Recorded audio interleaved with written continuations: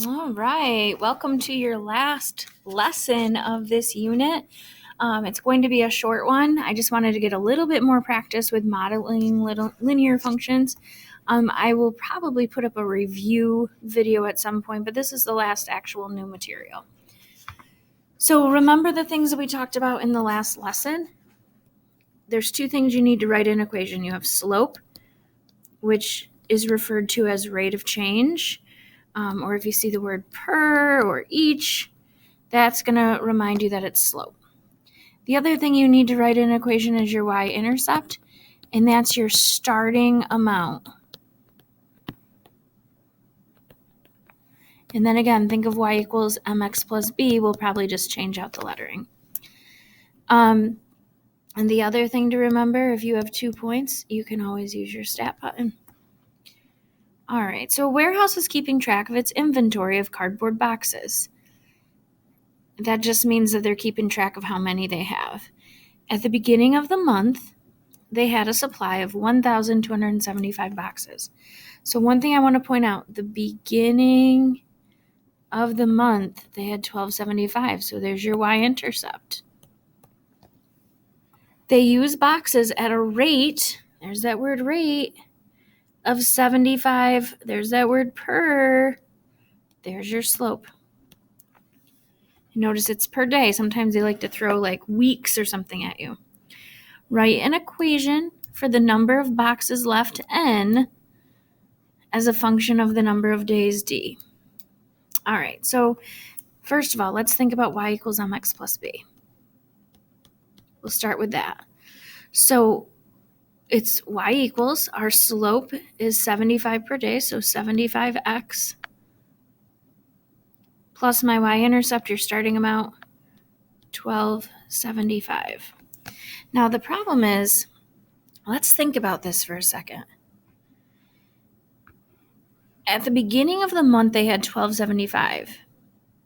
They use the boxes. So what do you think happens to their inventory? Are they going to go up 75 boxes per day, or are they going to go down?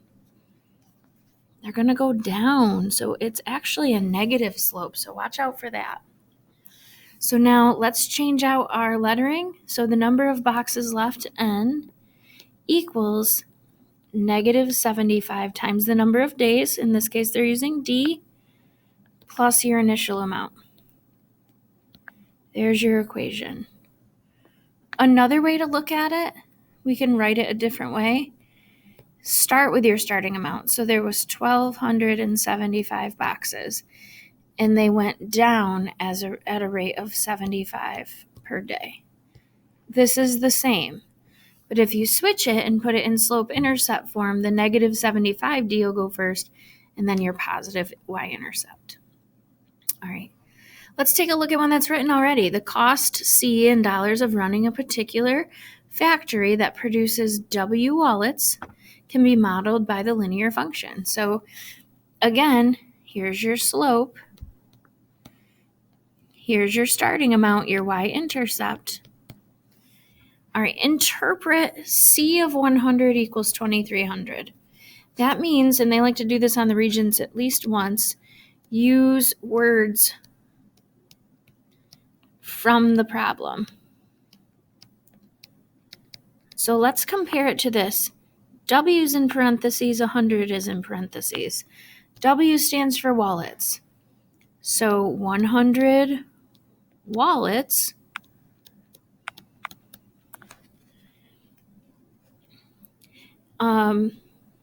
C is the cost.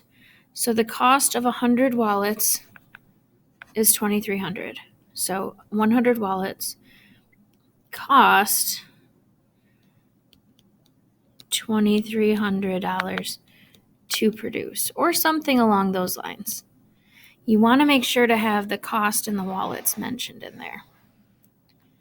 All right, describe the meaning of 1.25 and 2,175 in this scenario.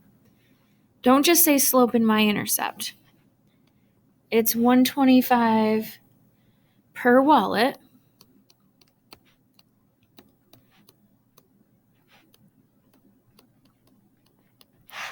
And this was your y-intercept. That's your starting amount. So if they make 0 wallets, it's still going to cost $2,175. So think about maybe that's what it costs to run the factory.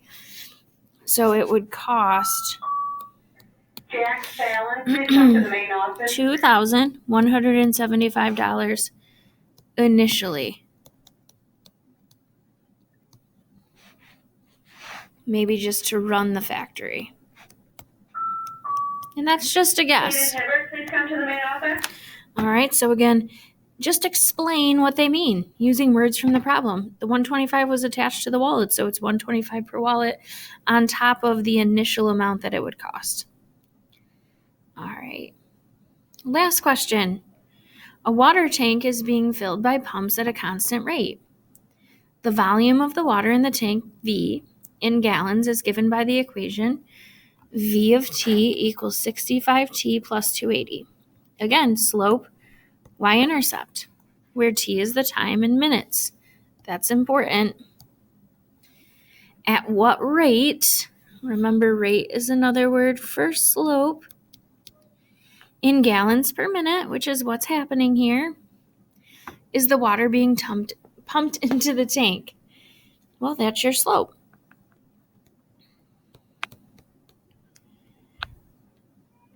So it's 65, and use this labeling, gallons per minute. How many gallons of water were in the tank when the pumps were turned on? So that's your starting amount. That's your y-intercept. That's your 280. Oops. So it's 280 what? Gallons. What's the volume in the tank after 2 hours? All right, so T is measured in minutes. Told you that at the beginning. Up here. T is the time in minutes. So I'm not plugging, I'm going to take my equation, right? But I'm not plugging 2 in. 2 hours, how many minutes is that? Well, there's 60 minutes in an hour. 60 times 2 is 120 minutes. They like to get you with stuff like that. So we're looking for V of 120. So to find that, you just do 65 times 120, because that's your time, plus 280. And just put it all into the calculator. 120 times the amount that it's being filled, 65, plus 280. 8,080 gallons.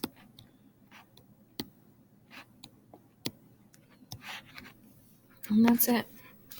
All right, on the next page, you're going to be starting some review. You are not going to have to do question 1, so you can cross that right out. So this one, like you're finding the y-intercept, going back to solving for y first, and so on. But there's a good mix. Here you'll have to solve for y, and you can either use the table in your calculator or or slope y-intercept to graph. And then the rest is just a variety of different things, okay? Keep in mind when you get to question 6 on the next page, make a table, use stat,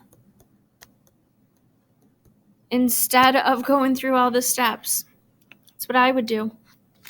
All right, so there's 3 pages of just practice.